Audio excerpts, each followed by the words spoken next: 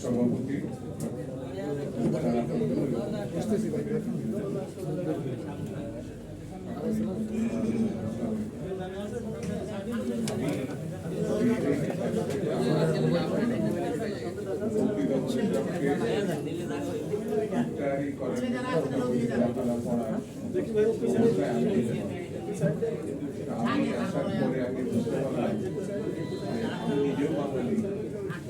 বাঙালি জাতি আসলে কথা শেষ মুহূর্ত আমার মনে হয় কবরে যাওয়ার আগেও যদি কথা বলার সুযোগ থাকে তাহলে পরে সেই কথা বন্ধুরা, আমরা যার জন্য আজকে মাহফিল আয়োজন করেছি তিনি বাংলাদেশের সেই একজন মানুষ। তিনি তার স্বামী হারিয়েছিলেন দুটি মাসুম বাচ্চাকে নিয়ে, একেবারে অসহায়। তার স্বামী তার জন্য বাড়ি অথবা প্লট রেখে যায়। আপনারা লক্ষ্য করবেন এখন প্রধানমন্ত্রী হিসাবে যে পুতিন পালিয়েছে, সে তার বোন, তার ছেলে, তার মেয়ে, তার জামাই, তার মানে গোষ্ঠী ধরে, গোষ্ঠী বলবো না, গোষ্ঠী ধরে প্লটের পর প্লট, বাড়ির পর বাড়ি। শুধু যে ঢাকা শহরে এমনটা না, সারা বিশ্বে যেখানে খোঁজা যাবে সেখানে শেখ পরিবারের, শেখ হাসিনার প্লট এবং বাড়ি পাওয়া যাবে। এই মহিলাটি দেশনেত্রী বেগম খালেদা জিয়ার সম্বন্ধে এবং তার পরিবার সম্বন্ধে, তার সন্তান সম্বন্ধে, তার স্বামী সম্বন্ধে, সেই জিয়ার সম্বন্ধে যে আপত্তিকর বক্তব্য উপস্থাপন করতে প্রতিনিয়ত, তার ভিতরে একটি শব্দ ছিল, তিনি বেগম জিয়াকে বলতেন এতিমের টাকা। এখন আমরা জানি দেশনেত্রী বেগম খালেদা জিয়া এই দেশের কুয়েত সরকার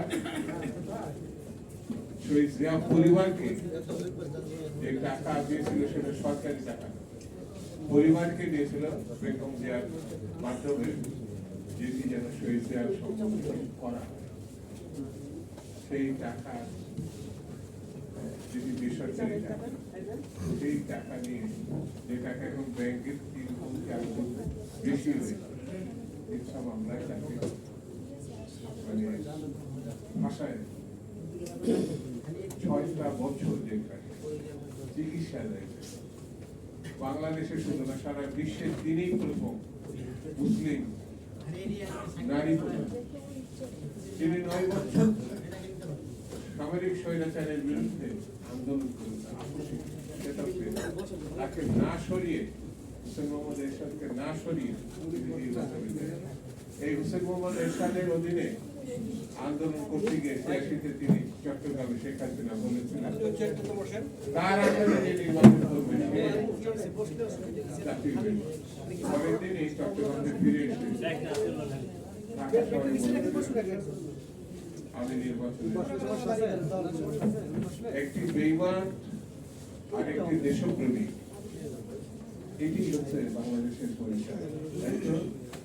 দেশপ্রেমী দেশনেত্রী বেগম খালেদা জিয়া, আর একটা জাতীয় বেঈমান, এই পার্থক্য করা যায়। তিনি এখন অসুস্থ, লন্ডনে গিয়ে আগের থেকে ভালো, তারপরেও কিন্তু তিনি বারবার বলছেন তিনি দেশে চলে আসবেন, আমাকে দেশে নিয়ে যাবেন। অর্থাৎ এই মানুষটা এই আন্দোলনের সময় আমাদেরকে বলেছিলেন বিদেশে আমার বন্ধু আছে,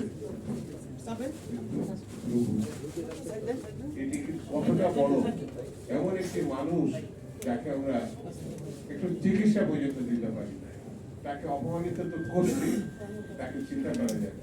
বন্ধুরা, আমি তার সুস্থতা কামনা করি। আসুন আজকে আমরা সবাই মিলে তার জন্য দোয়া করব, যাতে আল্লাহ তাআলা তাকে সুস্থতা দিয়ে তিনি আমাদের আবার নেতৃত্ব।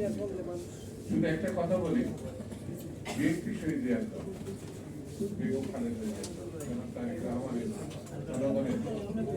এই দলকে যারা ভয় পায় তারা নির্বাচন আর কি দিতে চায়। এই দলকে যারা বাংলাদেশের নেতৃত্ব দিয়ে বাংলাদেশকে রক্ষা করতে বাধা সৃষ্টি করছে তারাই জাতীয় সংসদের নির্বাচনকে বন্ধ করতে চাচ্ছে। নানান সূত্র নাতায় যে পরিস্থিতি তৈরি করছে সেটি বাংলাদেশের সার্বভৌমত্ব স্বাধীনতার জন্য সেটি আমি আগে বলেছি এখনো বলি বাংলাদেশকে রক্ষা করতে হলে সাধারণ মানুষকে ভোটাধিকার ফিরিয়ে দিতে হবে। সাধারণ মানুষই প্রমাণ করবে কারা উপযুক্ত, কারা দেশ রক্ষা করতে পারে, কারা দেশ পরিচালনা। সেই জন্য আমি সরকারকে বলবো যত দ্রুত সম্ভব মানুষের ভোটাধিকার ফিরিয়ে দিয়ে জাতীয় সংসদে তাহলে সকল বালা মুসিবত থেকে দেশ রক্ষা করতে পারবে। অন্যথা হলে আমাদের সবাইকে ধন্যবাদ। বাংলাদেশ জিন্দাবাদ।